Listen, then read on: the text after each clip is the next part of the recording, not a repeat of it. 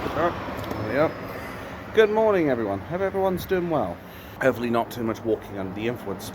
Right, so this video today is going to be talking about what's going on regarding Tommy Robinson, as this is something that I've been wanting to do for some time, but I've been too focused on getting my personal shit out of the way. And by that, I mean the naming and shaming of those three companies. So this is now my chance, unrestrained, to speak about other issues. What the hell is that noise? Jesus Christ. Anyway, I wanted to talk about Tommy Robinson specifically because I made a couple of points before that I just want to reiterate more than anything. So, Tommy Robinson, as we all know, is one of the most persecuted men in England. He has spent the last, I'd probably say, 10 to 15 years fighting the establishment, talking to us about the R gangs, as it were, talking to us about those people who like to prey on kids and young women. You know, the people predominantly from the Middle East or the South Middle East or whatever you want to call it, who have been predominantly committing these crimes, which even a think tank called Quilliam had to call out. I think you know which ones I mean. He's also been talking about the corruption of the establishment, the two-tier policing and the lawfare that's been going on, as well as various other important subjects. Now, of course, the establishment would rather have Tommy shut up and step in line. Hell, that's why they're doing it, i.e. locking people up. People like Lucy Connolly, people like Judy Sweeney, people like Wayne O'Rourke, people like Peter Lynch, God rest his soul. They're using these people as, I guess, as a teaching lesson, if you will, to try and tell us, you are not going to talk about these things, you're going to step in line, you're going to do as you're told for the sakes of diversity, or we are going to come down on you with the full force of the law. Meanwhile, they've let all the PDF files and the predators of children get off with community sentence. Or community service, sorry. I always get the two words mixed up. But community service or a suspended sentence. Or sometimes they don't even get deported when they should be, just because, oh, they'd be targeted by rival gangs. Or they'd be targeted by people because they have no friends. Do we give a fuck? Honestly, do we give a fuck what happens to these people if they've gone out of their way to violate our kids? I sure don't. I mean, the mere idea alone that our two-tier policing society and two-tier justice system has more concerns about the human rights of the arists and the predators and the killers should say everything you need to know about our establishment, the oligarchy.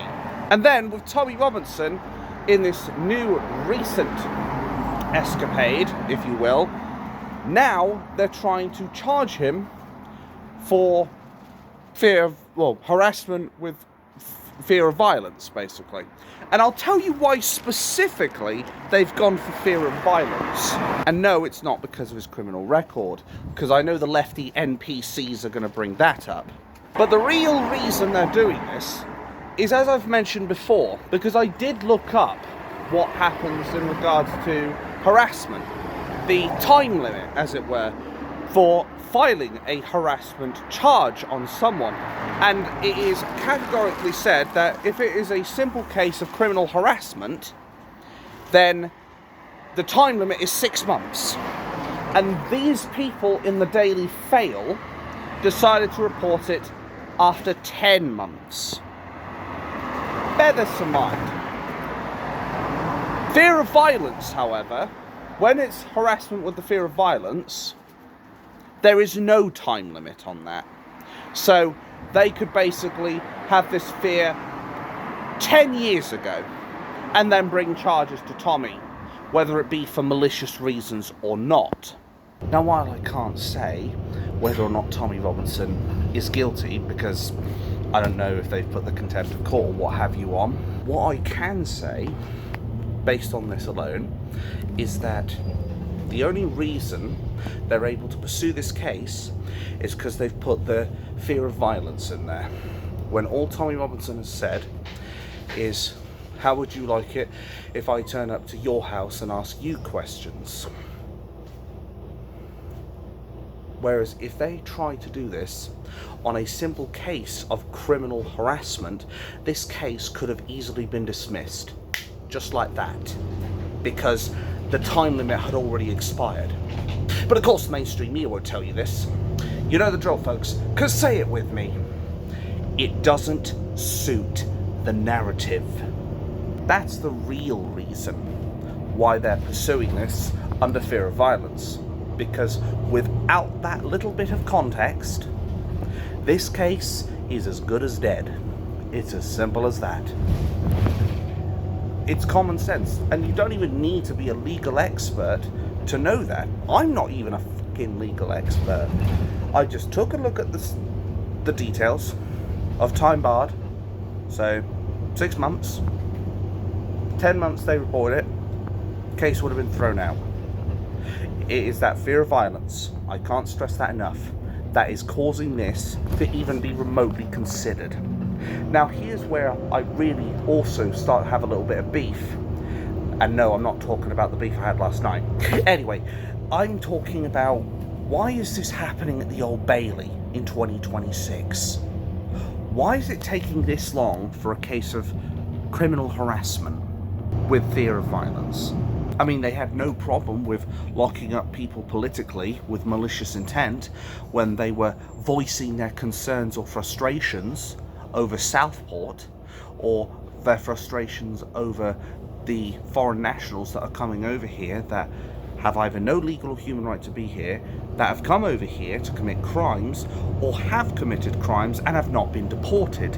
Some people were simply locked up within weeks if not days, just for exercising their free speech. I know some people will say that Lucy Connolly incited criminal damage. I know people will say that. I accept that. However, why is it that they're charged within weeks if not days, yet we have GGs, I think you know what I mean, that are still awaiting trial to this day?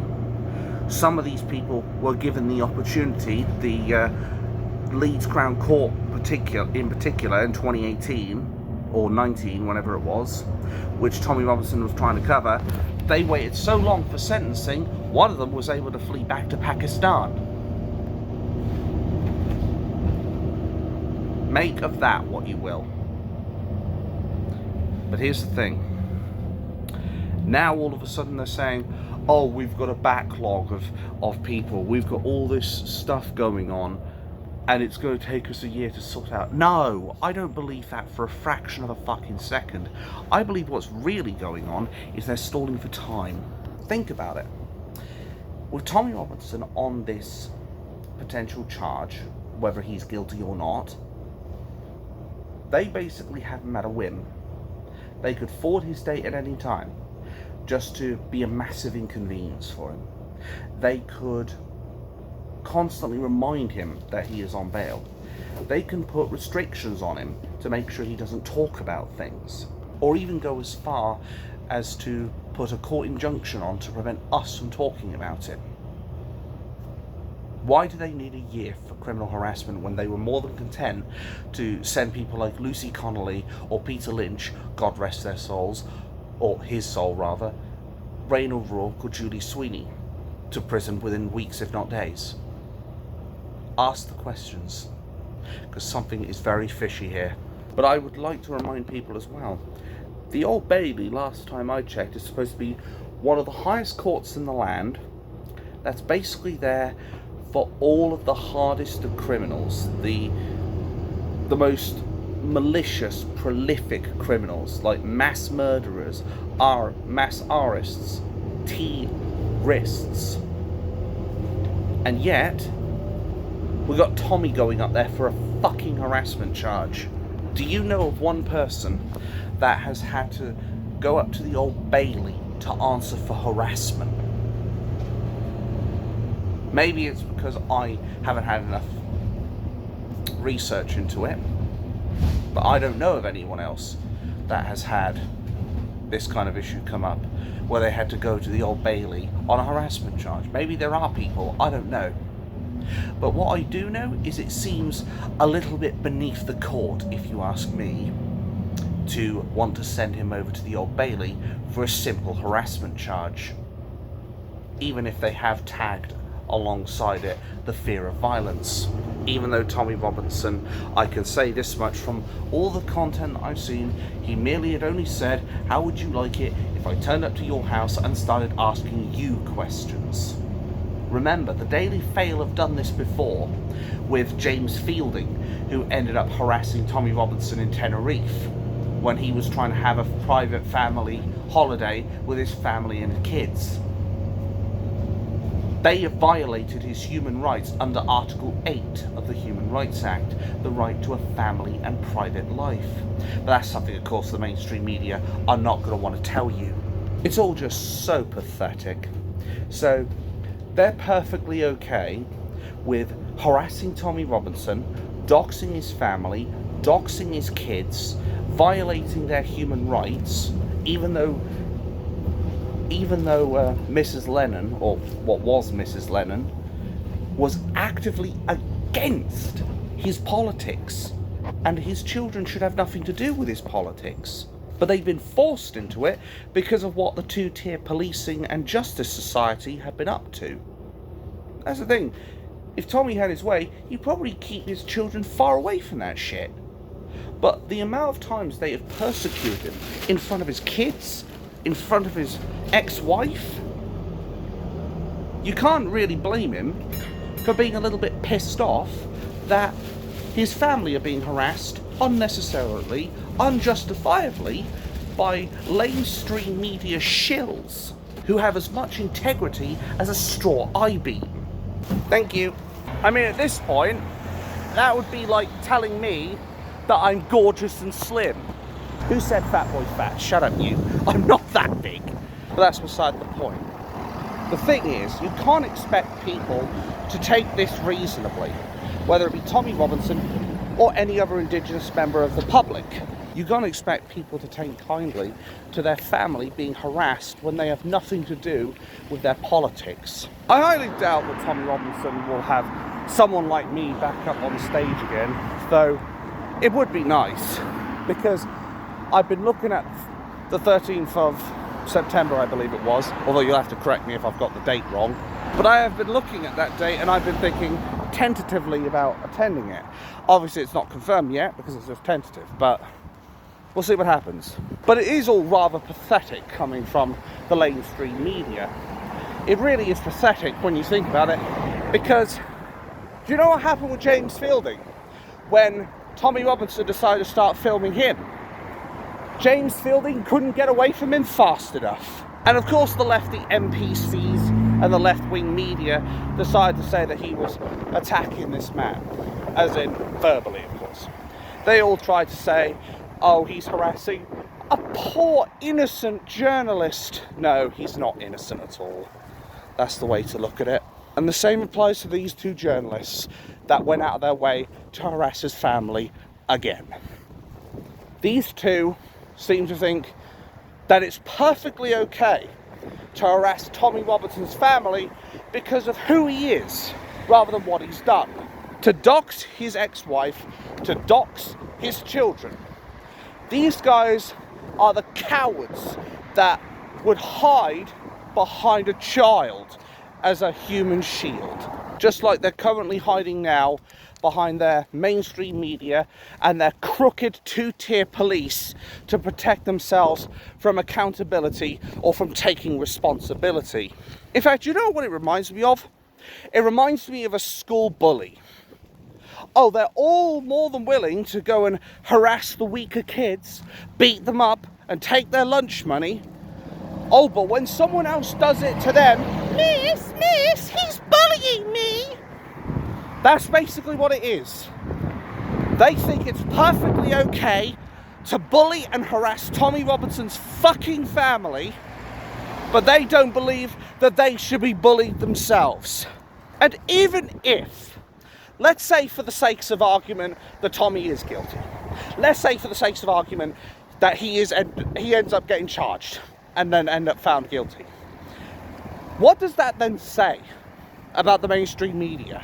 What they would be effectively doing at that point is they would be saying that the media can act with impunity, that they can do whatever the fuck they want, and there's nothing we can do about it.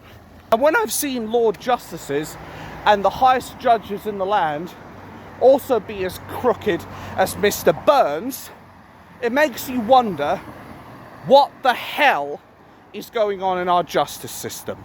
It doesn't matter whether or not you like Tommy Robinson. It doesn't matter if Tommy Robinson is a plonker or not. The way I slice it, if you've got a problem with him, take it up with him. Don't involve his fucking family, who you have no idea, well, you do now because I've been mentioning it, that they have nothing to do with Tommy Robinson's politics, and they did everything they can to steer him away from it, in fact. Well, his wife did anyway. So you can't sit here and say, oh, Tommy Robinson's family is fair game. No, they're not. And how would you like it if your family got harassed for your political beliefs? And that is the question I would put directly to those two Daily Fail reporters. How would you like it if your family got doxxed? You wouldn't be very fucking happy then, would you? You two-faced arse-covering prigs. I'm not afraid to call them that, because I have always had this thing about me. And you can say this with me as well. I'm not going to sugarcoat a motherfucking thing. I'm not going to mince my words. I'm going to say it exactly how it is, and I will do my best not to bullshit you. And the way I look at it is Tommy Robinson, whether you have a problem with him or not, does not mean you then have a free pass to dox his fucking kids. It is disgusting just to think of that idea, let alone actually do that idea. The bottom line is, whether or not Tommy is guilty or not, it does not change the fact that these two bullies, because that's what they are, they're pompous, high-class bullies in the mainstream media. They think it's perfectly acceptable to harass someone's kids, harass someone's ex-wife while he's on holiday in Tenerife. And bear in mind as well, they use those images, they use that footage to then instigate the false claims, the libelous slander that Tommy Robinson instigated and condoned the riots in Southport. Every media outlet was so quick to jump on the bandwagon. I'm surprised it didn't collapse under all that weight. Anyway, they all jumped on the bandwagon to say, oh, Tommy Robinson's instigating the riots of Southport. He's calling for violence. Even though they won't admit that Tommy Robinson actually put out a few videos that basically said to not bring the violence if they were going to protest. Tommy Robinson did everything he could to stop the violence, whereas Keir the traitor Starmer was trying to stoke those fires. Bitch went to Shell and tried to pour the whole fucking tanker on that fire. You can't sit here and say that these journalists are innocent in any way, shape or form, because if you're doxing someone's family, you're putting them in danger. What would have happened? In fact, it did happen. The people at his hotel, they basically had to lock him inside and what have you, and lock people down because they were really worried of what was going to happen, because apparently there were some people going around basically looking for Tommy Robinson, wanting his head on a spike. This is what the media have done. The media have no problems with destroying the lives of the people who go against the narrative, who go against the grain, who exposes the corruption, the lawfare, the two-tier policing, the two-tier justice, the corruption of the government, basically. Well, I'll tell you what, no matter when Tommy Robinson's trial is, Tommy might be standing trial for this so-called crime of fear of violence, but the real people who will be on trial are the mainstream media and the justice system for the lies they continue to spread.